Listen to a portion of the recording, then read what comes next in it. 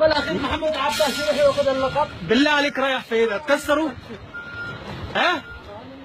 هتكسروا جد؟ يا راجل ارجع بالله عليك. لا تدبيسي ولا احلام ولا نانس. والله عندك وطنيه لليمن. الله.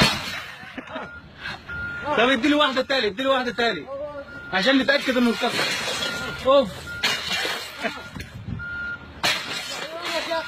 طيب والرصيفر محمود عباس له 50 سنة فاوض على القدس، جاء اخذ على بايتر في لقاء واحد.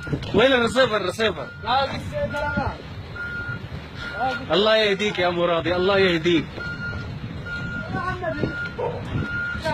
شهرين من كل الدول نصوت، في الاخير يجي محمود عباس ياخذ اللقب في دقيقتين. هتعملوا ايه بقى؟